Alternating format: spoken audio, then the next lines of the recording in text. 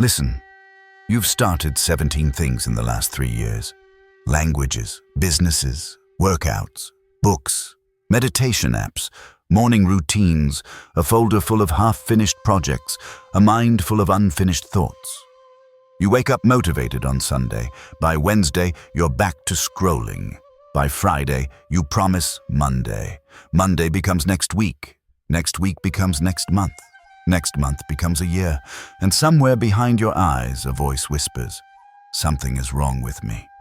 Everyone else is moving. I should be further by now." The problem was never your motivation, not your circumstances, not your talent, not your time, not your resources. The problem is that you never committed to becoming someone. You only tried to do things. And when you try to do things without becoming the kind of person who does them, you lose before you begin. There is another way, an ancient way, a way that forged peasants into legends and broken men into steel, a way that has survived because it does not care about your feelings, only the price you are willing to pay. This is not motivation. It is a mirror. And if you can look into it, you will see why you've been failing and what you must become to stop. You believe mastery is the right method, the right routine, the right app, the right mentor, the right video that finally unlocks what's been locked inside you. You believe in talent, that some people were born with it and you weren't, that you are fundamentally less capable. This belief comforts you because it explains your failure without requiring change. You believe in motivation, that if you find the right spark, something will click and you'll finally become who you imagine. You collect inspiration like talismans, a video, a quote, a rush that fades by evening. The ancient masters believed talent is a myth invented by the weak to excuse weakness. They believed motivation is weather. They believed a mediocre method practiced with absolute commitment will outperform a perfect method practiced with distraction. Modern thinking says, find what you love and the work becomes easy. Ancient thinking says, love what you do and do it 10,000 times until the work becomes you. Modern thinking says, be authentic to who you are. Ancient thinking says, become who you must be and authenticity will follow. Modern thinking says, trust your instincts. Ancient thinking says, your instincts are what got you here. Train new ones. In feudal Japan, dojos, there was a philosophy of mastery that reshaped how warriors approached every part of life. Shu-ha-ri, 3 stages, 3 transformations, 1 path. Shu means obey, follow, protect. The stage of imitation. You do not create. You do not innovate. You do not question. You find a master and copy them exactly. Movement, breath, timing. You surrender your ego and learn the forms until they are so ingrained your mind can no longer interfere. Ha means break, detach, deviate. The stage of understanding. Having internalized the forms, you begin to see their essence. You understand why each movement exists. You adapt without rebellion.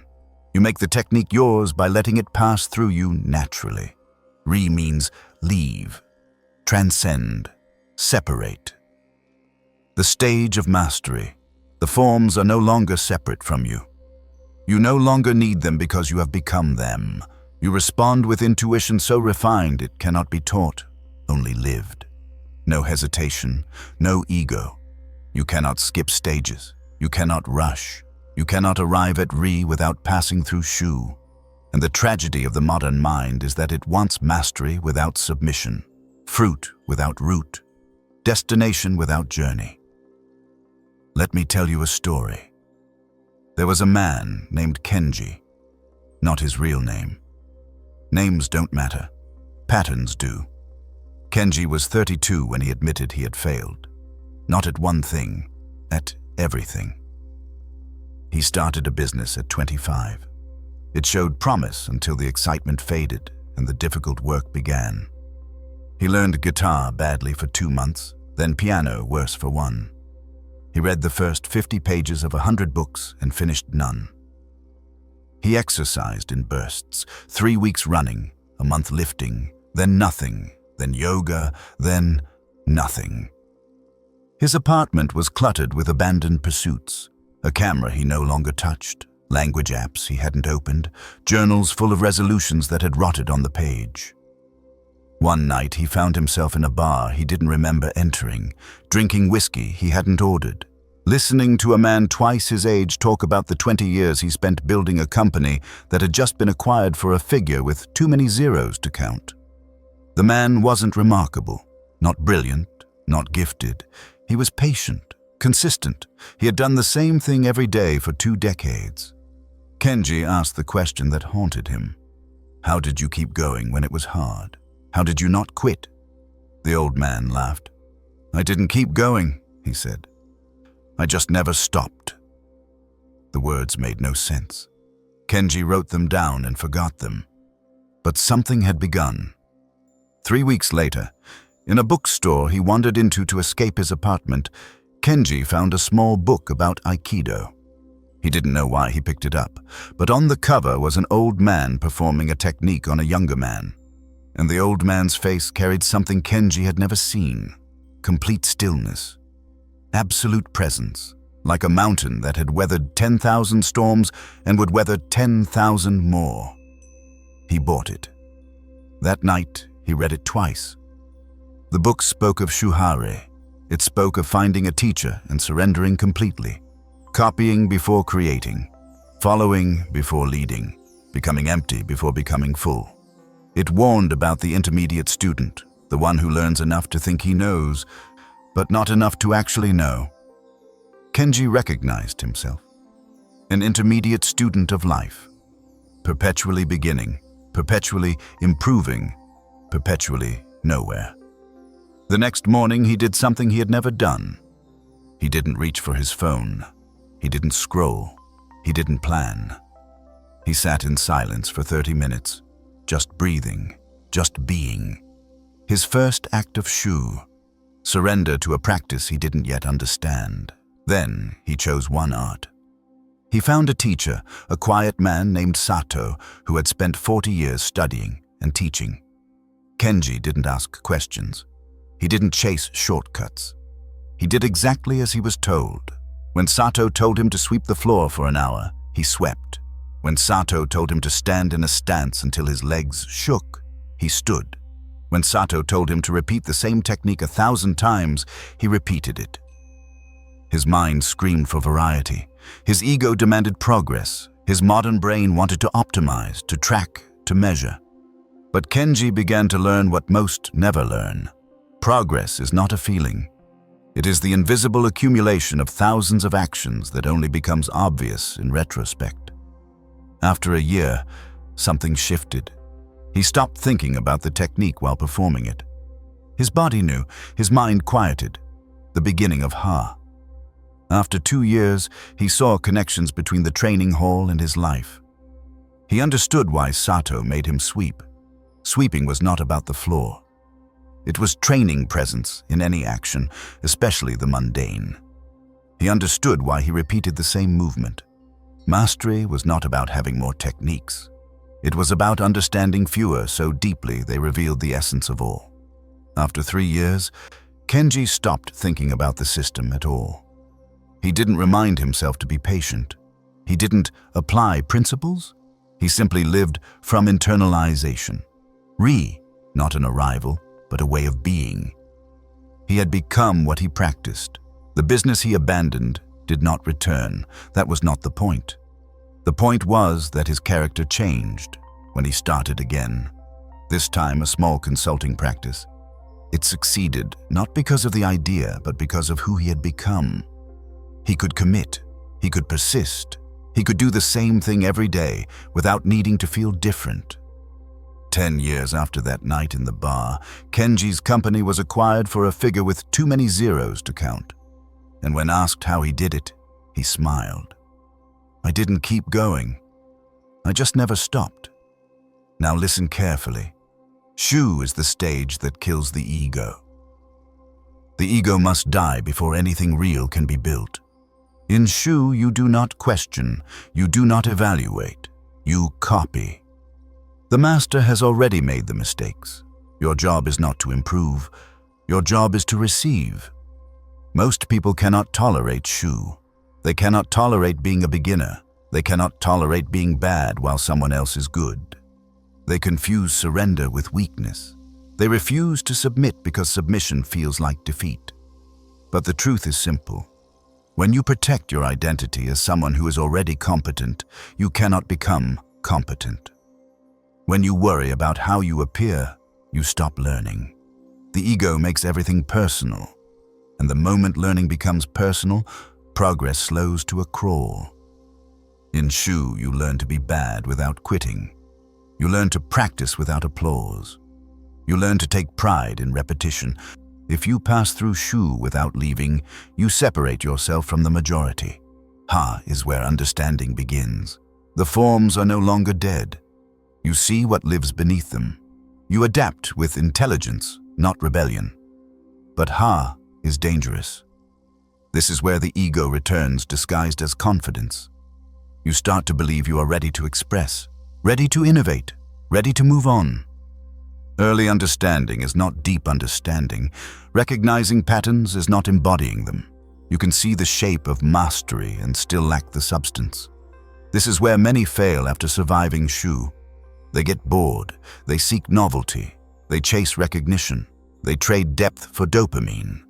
They do not understand that 10 years on one thing will outperform 1 year on 10 things.